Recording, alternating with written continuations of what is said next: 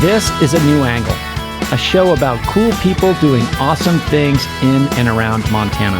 I'm your host, Justin Angle. This show is supported by First Security Bank, Blackfoot Communications, and the University of Montana College of Business. Hey folks, welcome back, and thanks for tuning in. Today, I am speaking with Maritsa Georgiou, award-winning journalist and national correspondent for Scripps News. I think that if you are a news consumer, you should be getting news and information from a variety of sources and fact-checking those. Maritsa's reporting on the planned removal of the 2020 election ballot collection boxes earned her a Walter Cronkite Award for excellence in television journalism.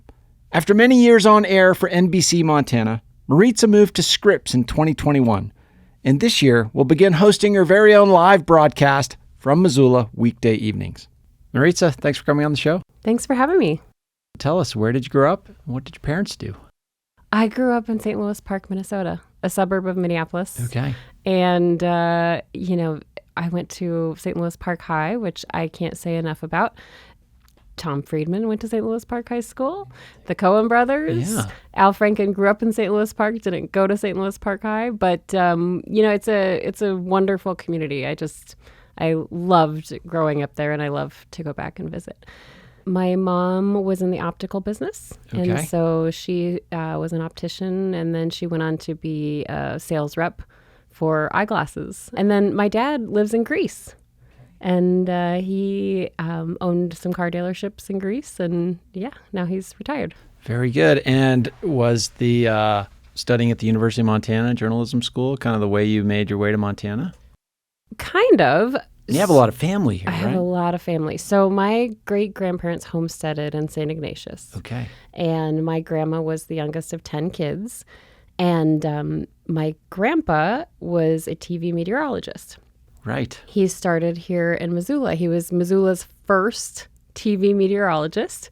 And he met my grandma, and they, courted and got married. And then, sometimes they do, marriage ends, and their marriage ended, and he moved on, and my mom split her time between living in Big Fork, Montana, and living wherever he was stationed. So he was everywhere from Las Vegas to Detroit to Washington, D.C., and then Minneapolis was his big market.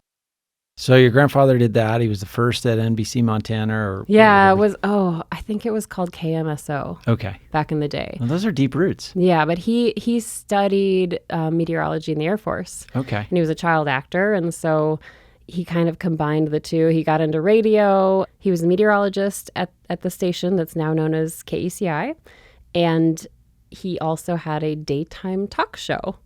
And his very first guest on his daytime talk show was Senator Mike Mansfield. Interesting. Okay. A lot of threads here to pull. Lots to pull. So now we know a little bit more about why you chose University of Montana as a place to study. Yeah, so I grew up coming out to Montana, of course, to see my grandma and relatives. And I just kind of wanted an adventure after high school. Mm-hmm. So Jed Liston came to Minneapolis to recruit some students. Okay. And I went to that session in downtown Minneapolis with who ended up being my freshman roommate. And so we met there, and then I came out and visited the school and met with the late Bill Knowles, who was so wonderful. And it was just such a great program. Top 10 journalism school in Montana. I had family here. I got a small, scholarship, and it seemed like the right move. And you started working for NBC Montana as a junior while you were still a student. Right. Wow. Tell us about that experience. 2006. Well, we just had at the time, there were just great relationships between the J School and the local stations. Okay. And so that was kind of the thing, we would all compete for these little spots or jobs or part-time positions or internships just to get our feet wet, right? Mm-hmm. And so there was a job that came open, and Denise Dowling sent out the email, they're looking for this, and it was just a part-time production assistant in the morning. Sure. Really early. I think we went in, I want to say we went in about 4 a.m., while going to school. Yeah, that's a big lift for a college student. It was exhausting. I remember I for sure slept through my shift once, all the way through it. Woke up after the show was over. But Aaron Yost and I shared that morning slot. Slowly they'd said, okay, do you want to front some stories, get on camera? And she went first. And I remember her calling me and saying, my heart beat so fast when I was live on TV. I thought it was going to beat right out of my chest. So then that made me really nervous. And then same thing happened with me the first time. So during the COVID-19 pandemic, you became an indispensable resource for so many people in Montana. And really with reporting that kind of brought a level of intimacy to the relationship between you and your viewers and followers, and maybe a new way. Talk about that experience. You went deep on COVID and really tried to provide a critical public service. It was, I just remember being so scared. Mm-hmm. And I had, the January 1st, 2020, my grandpa died. Okay. The meteorologist. Yeah. And so it just started off poorly. Yeah. Very poorly. And 11 days later, I had a spinal fusion. Wow. And so I was out of work for, I think, eight to 10 weeks. I was home. And I was the nightly anchor. I was in there every night with Laurel, and it was really weird, and it was hard to just be home and recovering from this major surgery. And I remember my husband has a souvenir business, a gift and souvenir business. And, early that year, we were watching the news and hearing about this virus. And I remember thinking, I even said out loud, gosh, I wonder if this might affect your business. I mean, I heard some wedding dresses aren't being delivered in time. Supply chain disruption. And it just, I don't know why. I don't know why as Americans we think some things like this won't hit us. But then all of a sudden it became very apparent, this is going to hit us. And I just think we were all, right now we can talk about COVID and we're very familiar with it. And, it's not a foreign concept. At the time, though, we just had no idea what was ahead of us. Yeah. And I remember just feeling paralyzed with fear. What does this mean? What does this mean for the future? What does this mean? People are going and wiping out store shelves of food and toilet paper. I mean, it felt apocalyptic a little bit. And so I remember thinking, well, if I have these questions, other people have these questions. If I have these fears, other people have these fears. Mm-hmm. And I just wanted to do my very best to get information that was not only accurate, but useful, comforting. If I found comfort in something, I felt like everybody else might find comfort in it. Or if I felt alarmed by something, I wanted to get the word out. And it really became this interactive storyline because I was at home. And I really, people were writing me, or they would call and leave messages at the station, and they would be delivered to me. And people really had major questions and they didn't know where to turn for answers. And if I could take a few minutes out of my day to help find the answer for them, of course I would do that. I mean, did that change your relationship to the news and to the job? I think that being a journalist in Montana is a little bit weird anyway, because it's a small state. Everybody knows everybody. It's our Montana is a very big, small town. And so it's hard to cover some events. I can't even tell you how many times something happens or there's a plane crash. Sadly, I've covered a few plane crashes where I know the person who died inside. Mm-hmm. And that just is part of the job when you work in a small market. Yeah. And so I've always felt like it's hard to just totally pull yourself out of the news when you work in a market like Montana. Mm-hmm. But that really was, I was going through everything that the viewers were going through. We were all going through it together collectively. And then we just weren't. Yeah. And that maybe sets up the next story to talk about, the ballot collection boxes in the 2020 election, for which you won the Walter Cronkite Award for excellence in reporting. Yeah. I mean, tell us about that experience, because it probably conjured a whole different host of emotions. For all of the good that COVID did in the very beginning as far as bringing people together, then we took this turn, right? And it became this super controversial, divisive issue, and people took stances and sides. And then we saw that play into the election. Mm-hmm. And it became a talking point instead of this thing that we're all up against. And so that was very bizarre. And I think that people were just elevated. People became really angry. And there were a lot of nights at home where, I put in a camera system at my house based on some of the messages I received. Yeah, I'm sure. And the election that year was no different. I mean, people were really heated about it. And, the Governor Bullock at the time, he said, okay, Montana's going to do an all-mail election. Mm-hmm. A lot of states did that. And there was disagreement about whether that should happen. People said, of course we can go to the polls. It was a complex, difficult issue. And so we're monitoring all that while we were starting to do some stories about what was happening at the USPS. People just being incredibly overworked, understaffed, burnout happening at an alarming rate, mail not being delivered. And so I was working on a little bit of a story like that, and I had a source that I was working with and talking to. So I received an email from Senator Tester's office, and I think they sent it pretty much to all the journalists in Montana that night. But it just said, we're hearing reports that some of these blue collection boxes are just being taken away. I reached out to my source and said, what are you hearing about this? What do you think? And they sent me a list of addresses in Missoula where all of these boxes were supposed to be removed. Some, I think, already had been, if I remember right. But the list, if you sent that list to somebody in New York City or Washington, anybody who's not familiar with Missoula, it would have meant nothing to them. But if you sent it to somebody who ever spent time in Missoula, you would see addresses right away that did not make sense. Mm. Higgins, Reserve Street. Right, popular spots. Very busy spots. I started to cross-check these addresses, and one of them was right in front of the, main Missoula post office. Okay. My news director at the time, I was working with NBC Montana, and he was very big on Twitter. Like, Twitter is a great platform. Post to Twitter.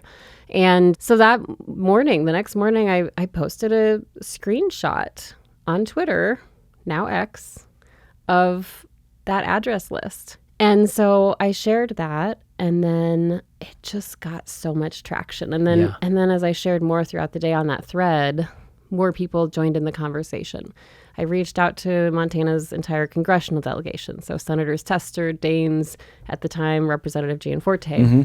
And they all immediately took notice. Like, what is this? What's going on? And they wrote the Postmaster General, Louis DeJoy. And I think by about, lunchtime, it had been retweeted so many times. And part of the catalyst was that Rachel Maddow picked it up. Yep. I think that combined with the pressure from our congressional delegation, by the end of the day, we heard, okay, USPS is reversing this policy. They are not going to remove any more of these boxes until after the election. We'll be back to my conversation with Maritsa Georgiou after this short break. A New Angle is supported by First Security Bank, Blackfoot Communications, and UM's College of Business. Access to capital, broadband, and education are 3 ingredients any community needs for success. Hi, this is Joe Anderson. I am the CEO of Reflex Protect, and you're listening to A New Angle. Welcome back to A New Angle. I'm speaking with Maritsa Georgiou, national correspondent at Scripps News and longtime NBC Montana news anchor. And so as you're in that, you are reporting, but you're also sort of part of the story because you initiated this Twitter conversation, and then you're probably reporting on what's actually happening in Twitter. Yeah. How do you navigate those waters? You're not really the story, but you're kind of a character in the story. I go back and forth on this because people will get on me about something I post to Twitter. Like, wow, real hard-hitting journalism. I don't think of Twitter as the front page of a newspaper. Sure. It's a place where you go to exchange information and ideas. Now, I can showcase my reporting on Twitter or other social media. I can post interesting things. I like the interaction of Twitter because you get real-time feedback. Yeah. That's part of what connected me to people during COVID. Absolutely. It definitely connected me to people on this. I mean, so many folks responded to that first post with other things I should look at. Go check this out. This is, this website gives you lots of good information. Those are great tips and threads for me to pull on. So I don't really see it as me being part of the story, but it certainly moved that story along. We should probably take this moment to talk about wildfire too, because wildfire is a deeply important topic to you, recently covering the Lahaina fires, but wildfire in general. Yeah. Talk about your relationship with wildfire during your time here in Montana. Yeah. Well, I mean, of course, you don't live in Montana without being affected by wildfire. So my very first year when I moved here, 2003, it was so smoky. And I remember golfing up in Big Fork, and you couldn't see the mountains. Had you experienced it visiting before, or was this your first immersive? Not that I ever remember. Yeah, okay. So this was the first time you were deep in it. And so, you lived with it, and we would report on it every year. And, I think just as time goes on and you're developing as a human and you're growing as a person, things start to matter more to you. And certainly after I had my son, news stories just became different for me. Yeah. I absorbed them in a way, through a lens of being a mom. So 2017 was a really horrific fire. Horrible. Rice Ridge fire, the Lolo Peak fire. It felt like Missoula was just... It was apocalyptic. And I remember they sent me down to Lolo to cover Lolo Peak. And I was down there every day, and I could also see it from my house. I live, Miller Creek, and so I could see out my back deck, the smoke plume every night. It was just shocking. So I was out there every night, and this gentleman named Bill Queen, he was a retired Forest Service employee who came back to do public information. And he really took me under his wing. And he showed me all of these things I'd never learned just covering fire peripherally. Okay. And he helped me really understand fire, the way it moves, the reports we were looking at, the maps, why, this legend is important and why people think it looks this way, but it's really not. And he made it so interesting. And he also just gave me an education. So I just took an interest. And Rice Ridge, gosh, I'll just never forget the night that thing blew up. And so that same year, I met the Flathead Hotshots. Okay. They also took me under their wing. Sure. They took me out with them on the lines of Lolo Peak. It just changed my understanding. And I just think, once you understand something really well, your interest just goes way up. People were waking up just desperate for information on where the fire moved, how close it was to their home, what their next steps were. What to expect, yeah. And it's the same kind of desperation I felt and so many felt at the beginning of COVID-19. Right. Wanting information. It's the same kind of desperation. I remember watching my mom discuss in the days after 9/11. I need information. What's happening? Are we safe? What's coming next? So let's talk about your current gig. You make the switch over to Scripps in 2021, I believe. First of all, for listeners that aren't familiar with Scripps, tell us what it is and a little bit about why you made that jump. I was approached by, it was Newsy at the time. And so they launched the first free 24-hour news network. So it's not something you have to pay for. And really the goal is to inform, not influence. And it really just gets back to that hard-hitting, solid journalism that, gives facts and, doesn't put a lot of pundits on and really wants to help educate people on what's going on in our world. It must be exhilarating to be pushed as a journalist at this stage of your career. For me, I just don't want to be complacent. I always want to be working towards something or trying something that scares me. And when I'm in the thick of it, I'm scared and mad at myself for trying it because it really is risks are scary. But when they pay off, it's just golden. Mm-hmm. I mean, the payoff is so sweet. So I'd love to get your thoughts on a few just state of journalism ideas. The need for information and what's coming next that you described with COVID, with the election, with wildfire. that need for information in real time seems like that need is not going away. Yeah. Right? Yet the kind of noise in that space is getting greater and greater. And the way to make money as journalists is under threat. You said that Scripps is free. Mm-hmm. What's the revenue model for Scripps? How is it supported? Well, it's the same as any network. I mean, advertising. All advertising. Yeah. How do you feel about that model? I will say that I've never been told not to cover a story or pursue something because of an advertiser. I got into this debate over vaccines a long time ago, before COVID. And, somebody was saying, well, you have to push this out because they're paying your paycheck. Mm-hmm.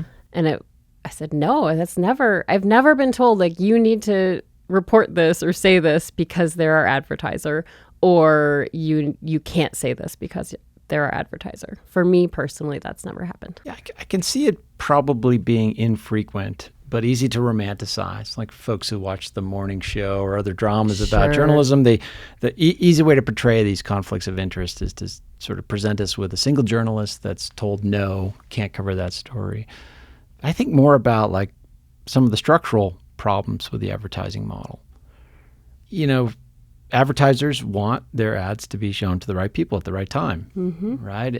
And we have this sort of fractionalization of our media such that, people select into the sources of media that tend to agree with their pre-existing worldview, and that mm-hmm. gives advertisers an advantage because they know what they're getting as far as the eyeballs that they're getting to. And then journalists probably make choices about where they work based on some of those, sometimes pre-existing fractions that have happened. Like, how do you kind of see those forces playing out? I mean, you said that Scripps is fact-based, and that's mm-hmm. Maybe how it differentiates itself versus the competitors. You just come here for the facts. Sounds like that's an attractive proposition to you, but is that a sustainable proposition? We're in a weird state right now. Yeah. And I'll go further than advertising, and I'll talk about social media and likes and clicks. Yes.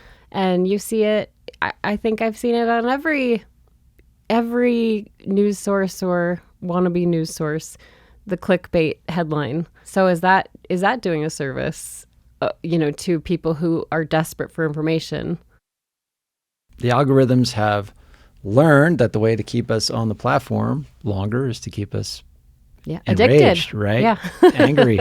I just think there's going to be change in this industry, period. Yeah. We already are seeing that. And you see even people sending out, they pay for Substack subscriptions, which, I had no idea what that was at one point. But that's how, people are choosing where to get their news. And that's even more magnified than just picking a network that you think aligns with your, ideals. Absolutely. Of picking an actual person and their message, or even podcasts. I mean, for sure. Look at Joe Rogan and the success of his podcast. And some people only get their news from Joe Rogan.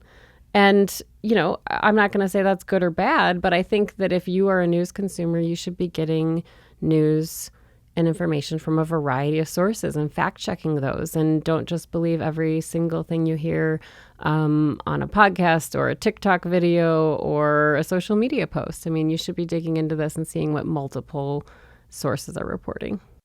The other thing is, it seems like most customers, they're not paying for news, they're paying for analysis, right? Like that model's not funding news gathering, it's funding analysis. And here's the reality. We have newspapers closing. We have news deserts across the country because people are dropping their subscriptions.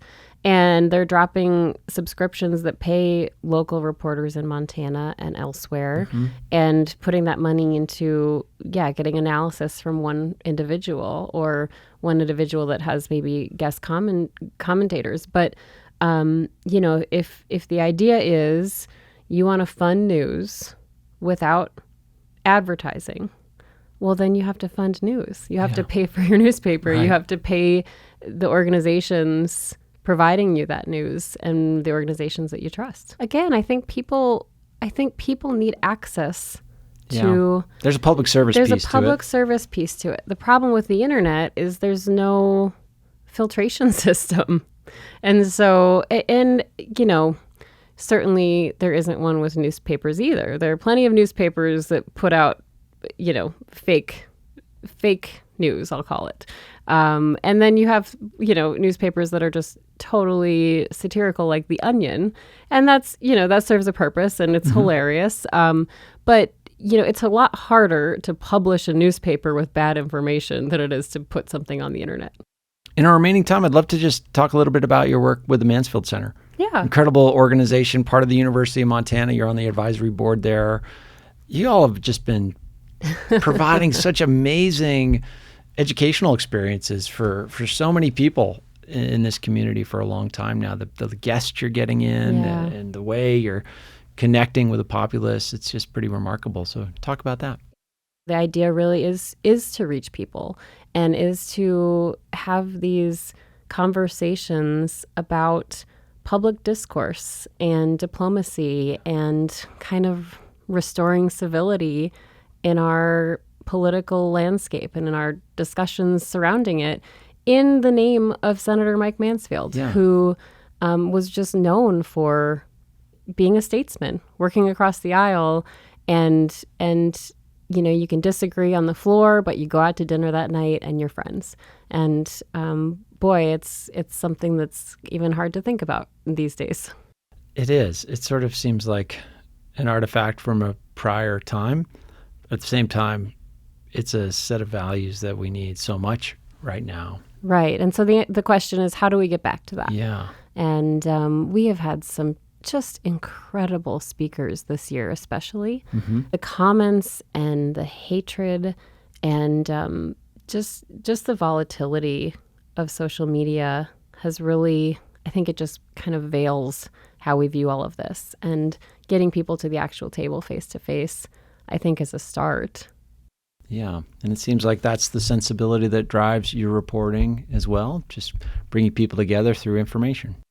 It doesn't always, and certainly I have had my share of hateful messages and threats about my reporting, but at the end of the day, as long as, it's fact-checked and, I stand by it, then that's all I can do. If you are yourself and people don't like you for it, well, what can you do about that?